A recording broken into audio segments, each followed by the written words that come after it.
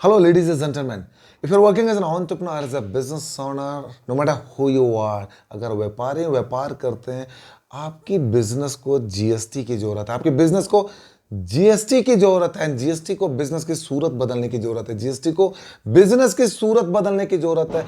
If you're working as an entrepreneur or as a business owner, not fulfilling the GST compliances, then it means you are creating a big problem in your business. आपके business को GST की जरूरत है.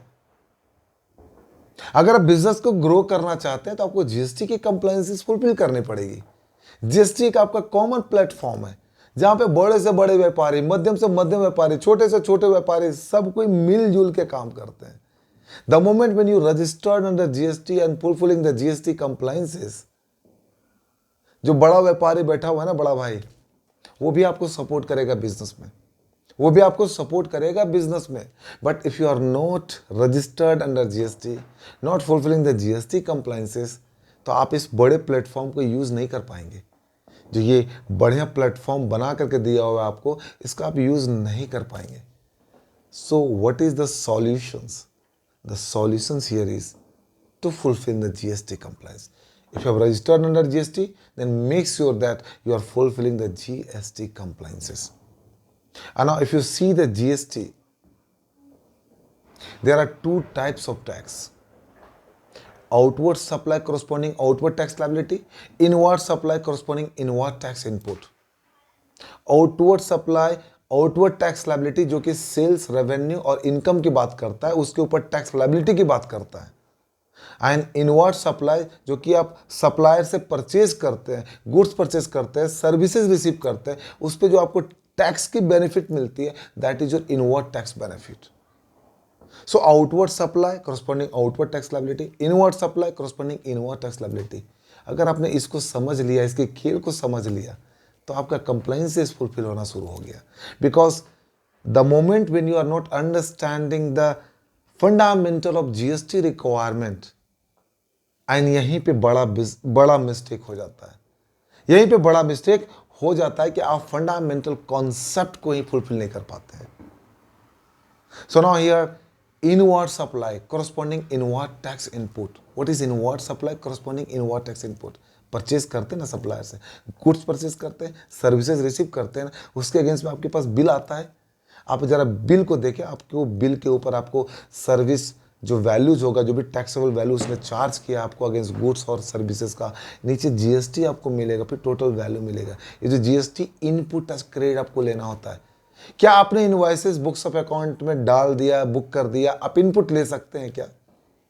आप input ले सकते हैं क्या? आप इनपुट कैसे लेते हैं? आप जीएसटीआर 1 फाइल करते हैं, देन जीएसटीआर 3B फाइल करते हैं. While you are furnishing filing the GSTR 3B, you are utilising your input as credit in discharging of your outward tax liability, right? You are discharging your outward tax liability. 100 रुपए का liability against sales, revenue, income.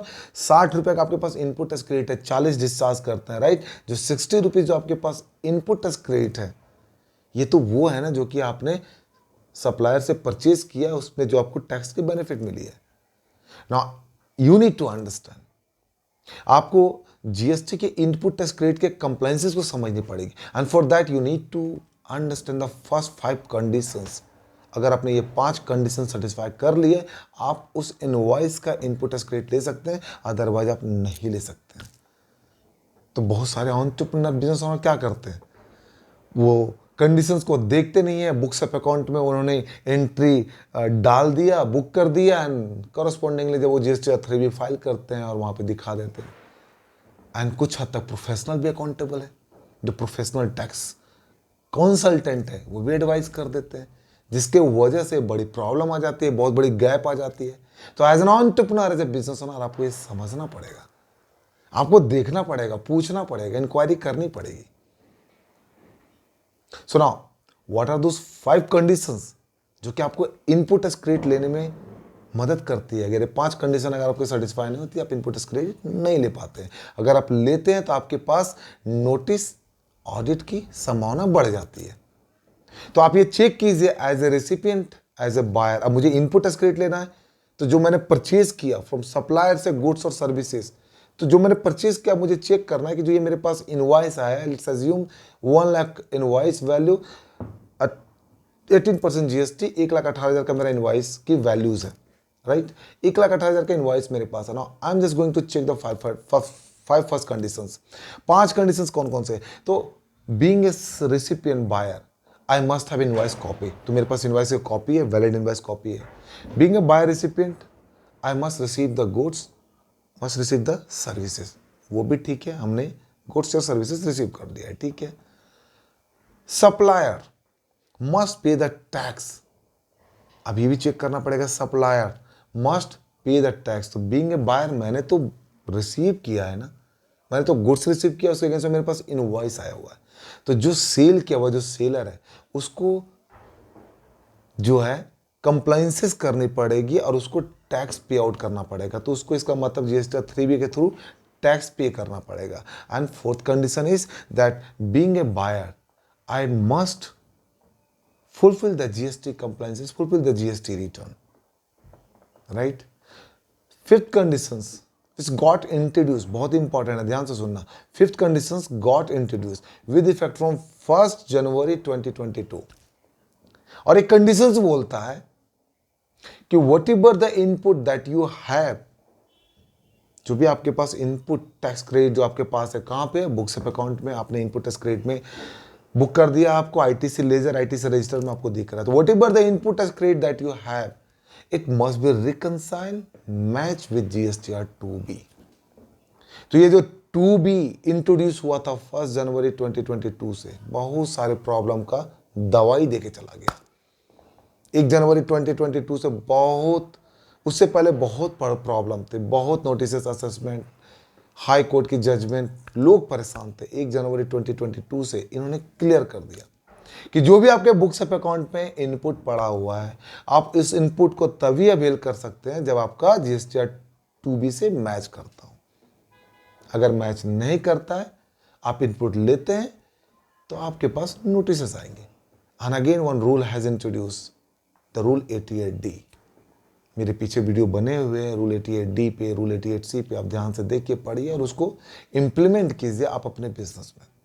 सो 2B से अगर match नहीं करता है आपका books of account का input, तो आप उसका इनपुट नहीं ले सकते हैं, और अगर आपने लिया तो आपके पास नोटिस और ऑडिट की संभावना बढ़ जाती है। तो ये 5 कंडीशन अगर आपने सेटिस्फाई कर लिया, मैंने इनवॉइसेस रिसीव कर लिए हैं, मैंने गुड्स और सर्विसेज भी रिसीव कर ली है, सप्लायर ने टैक्स भी पे कर दिया है, मैंने जीएसटी की कंप्लाइंसेस फुलफिल करी है, जीएसटीआर के रिटर्न्स फाइल करी है, और जो जीएसटीआर 2B मेरा जो इनपुट आ रहा है, मैं जो इनपुट क्लेम कर रहा हूँ जीएसटीआर 3B में, मैं उतने ही इनपुट क्लेम कर रहा हूँ जो मेरा इनपुट मैच कर रहा है जीएसटीआर 2B से। तो बुक्स ऑफ अकाउंट में लेट से 100 रुपीज़ का इनपुट आ रहा है, तो मैं 100 क्लेम नहीं करूँगा, मेरा 60 का मैच कर रहा है, मैं 60 का ही क्लेम करूँगा। यहाँ पे क्वेश्चन है कि जीएसटीआर 2B में जितना भी इनपुट आ रहा है क्या हम सारा क्लेम कर सकते हैं? Can we do that? You can not do that, क्योंकि अगर आप फर्स्ट कंडीशंस देखिए, आपको क्या बोला गया है कि आपके पास इनवॉइस की कॉपी होनी चाहिए, आप गुड्स और सर्विसेज रिसीव होने चाहिए। तो अगर कोई गलती से आपका जीएसटीआर नंबर यूज करके अगर रिटर्न फाइल कर देता है, वहाँ जीएसटीआर 1 फाइल कर देता है, तो बीइंग ए बाय रेसिपिएंट आपके जीएसटीआर 2B में ऑटो पॉपुलेटेड हो जाएगा, बट आप उसका इनपुट नहीं ले सकते बिकॉज आपका फर्स्ट और सेकंड कंडीशन सेटिस्फाई नहीं होता है। तो अगर ये 5 कंडीशंस फुलफिल करते हैं तभी आप इनपुट एज क्रेडिट ले पाते हैं। उफ, इतनी बड़ी प्रॉब्लम, इतनी सारी कंडीशंस, इसको चेक करने पड़ेंगे तब जाकर के इनपुट एज क्रेडिट में ले पाऊंगा। Yes my dear ladies and gentleman, you have to check before availing the input as credit.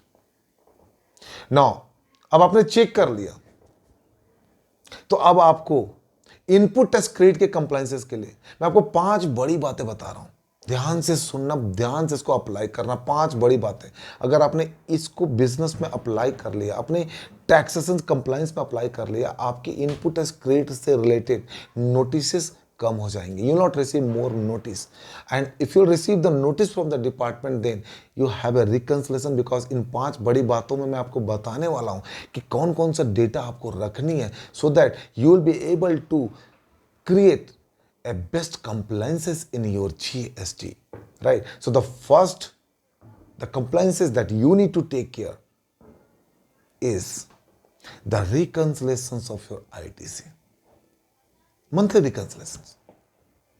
Now input tax credit के reconciliation, so जो आपने सप्लायर से गुड्स और सर्विसेज रिसीव किया, आपने इनवॉइसेस बुक कर दिया अपने बुक्स में, आपने अकाउंटिंग ERP सॉफ्टवेयर में बुक कर दिया। अब उस इनपुट को जो आपने बुक किया अकाउंटिंग ERP सॉफ्टवेयर में, उसको आपको रिकंसिलेशंस करनी है। Reconciliations with what? The reconciliations of GSTR 2B versus books of account, GSTR 2B versus books of account. Whatever the input tax credit that you have in your GSTR 2B, उसको आप reconciliation कीजिए books of account के साथ. Now you have reconciled your books of account with GSTR 2B and you find that कि कितना मेरा books of account में input है जो कि 2B में नहीं आ रहा है, कितने मेरे 2B GSTR 2B में आ रहा है जो कि मेरे बुक्स अकाउंट में नहीं आ रहा है, कितने ऐसे इनवॉइसेस हैं 2B में जो मेरे बुक्स अकाउंट में आ रहा है बट वो इनकरेक्ट आ रहा है। तो अब कंप्लीट रिकंसिलेशंस कीजिए। एंड द सेकंड रिकंसिलेशन इसी के साथ में, वो रिकंसिलेशन आपका GSTR 2B versus GSTR 3B।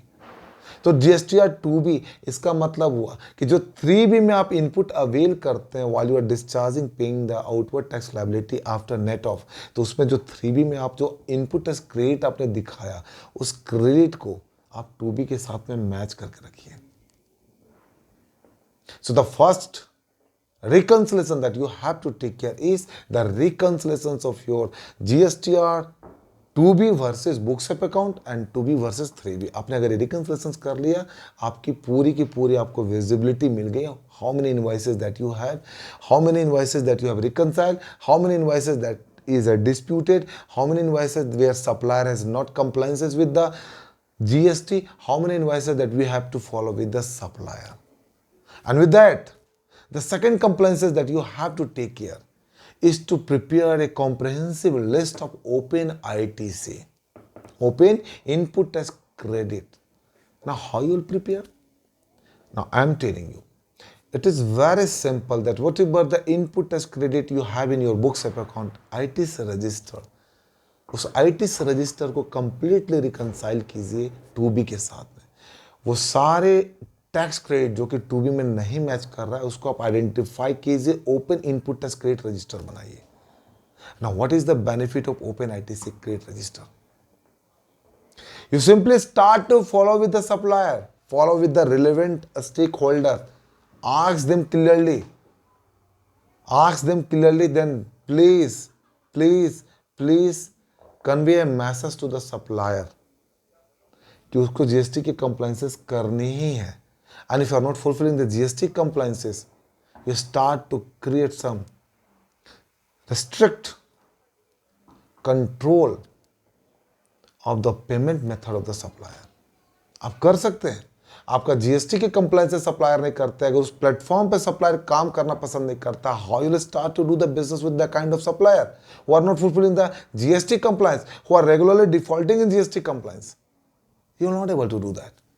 So just prepare the open ITC register, share with the relevant stakeholders, share with the relevant suppliers, ask them clearly to furnish, fulfill the GST compliances, provide the GSTR1 screenshot, proof of executions that you have filed the GSTR compliances, fulfill the GST compliances. तो इससे आपका क्या होगा? Open ITC register control में आ जाएगा, open ITC register control में आ जाएगा। And with that the third compliances that you have to take care, third reconciliation that you have to keep in your record is the identifying of the ineligible credit or block credit under section 17 subsection 5 of CGST, ineligible credit or block credit, or the credit on exempted supply. अब इसको जानना जरूरी है। Being a business owner, अगर आप ineligible invoices के ऊपर, जो कि इनएलिजिबल फ्रॉम GST के पॉइंट ऑफ व्यू से है, अगर आप उसका इनपुट टैक्स क्रेडिट लेते हैं तो 5 साल के बाद जब इसकी अगर नोटिसेस आती है और कभी भी डिपार्टमेंट अगर इसकी स्क्रूटनी करता है, the department will demand from the date when you have utilize this GSTR input in your GSTR 3B वहाँ से लेकर के जब उन्होंने आइडेंटिफाई किया, आपसे वो प्रिंसिपल भी ले लेगा, इंटरेस्ट भी ले लेगा और आपके ऊपर कुछ पेनल्टी भी लगाएगा। तो ये block credit, ineligible credit and ITC on exempted supply, इसको जानना जरूरी है। अब ये है क्या? Block credit, ineligible credit under section 17 sub section 5, ये बहुत ही सिंपल है। आप अगर देखेंगे कि जो transport of passengers, right, transport of passengers, आप अगर बिजनेस में ट्रांसपोर्ट की सर्विसेज अगर आप अपने बिजनेस में देते हैं, अपने एम्प्लॉयज को देते हैं, ब्लॉक क्रेडिट है। इनवॉइस आपके पास आता है, आप उसका आईटीसी नहीं लेते हैं, आप उसका आईटीसी नहीं लेते हैं। Rent vehicle purchase from the person for personal use, आप अपने यूज के लिए लेते हैं, व्हीकल परचेज करते हैं, आप उसका भी इनपुट नहीं ले सकते हैं। फूड एंड बेवरेज का इनपुट नहीं ले सकते हैं। रेंट एंड कैब सर्विसेज आप इनपुट नहीं ले सकते हैं।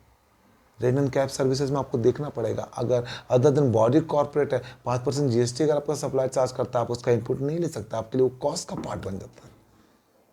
And ITC on exempted supply like fresh milk, fresh fruits, fresh vegetable, जो आपके ये एग्जेम्प्टेड है, जो कि कॉमन मैन के लिए यूज होता है, राइट। अगर आप ये परचेज करते हैं, इसको ऊपर अगर आप इनपुट टैक्स क्रेडिट ले लेते हैं, तो आपके बिजनेस में प्रॉब्लम्स हैं।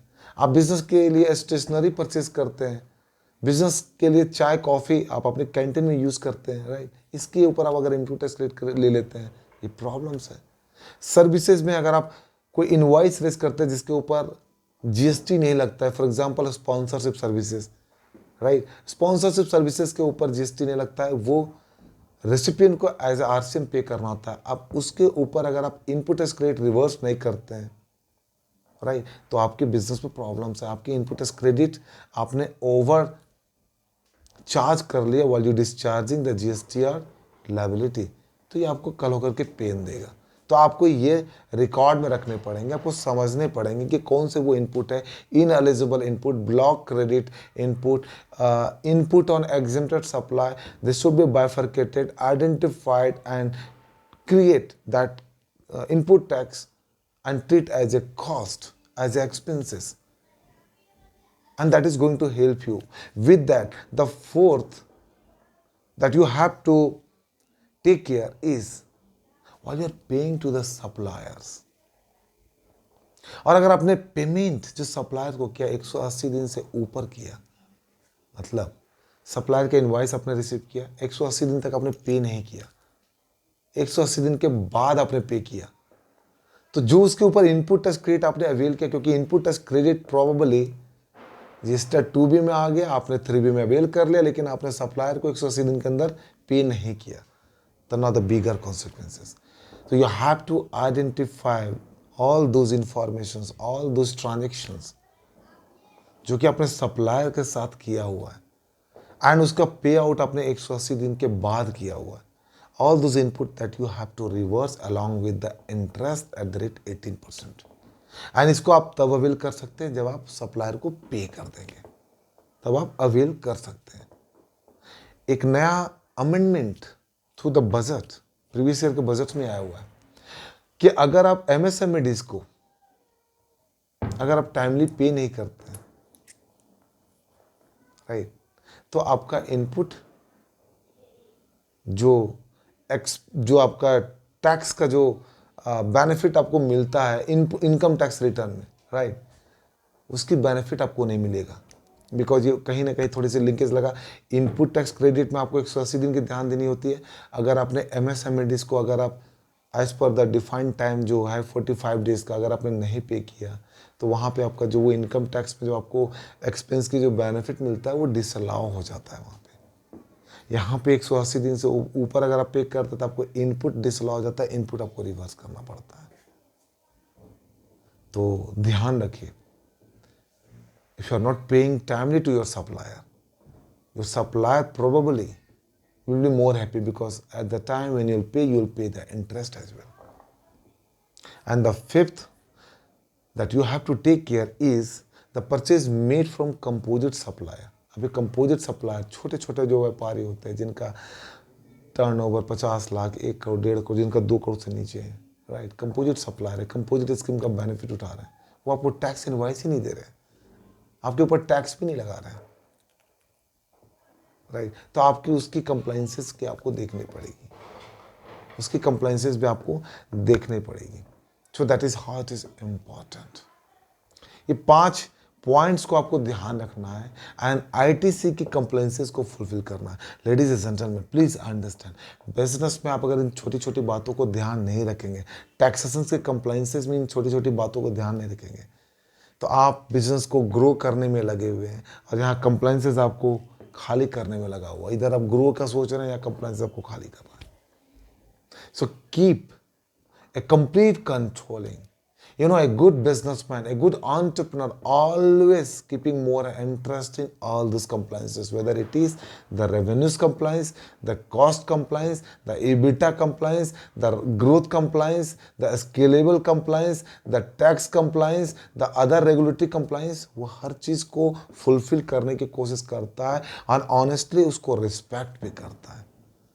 So now the time has come to understand in your business that how you are going to fulfill the compliances and to be able to grow your business with more optimistic opportunity. बड़ा platform मिलेगा, बड़े बड़े भाई आपको support करेंगे, बड़े बड़े business owner आपको सपोर्ट करेंगे, बड़े बड़े लोग आपको सपोर्ट करेंगे अगर आप इस प्लेटफॉर्म में कॉन्टिन्यूसली अपने आप को रोटेट कर पा रहे हैं।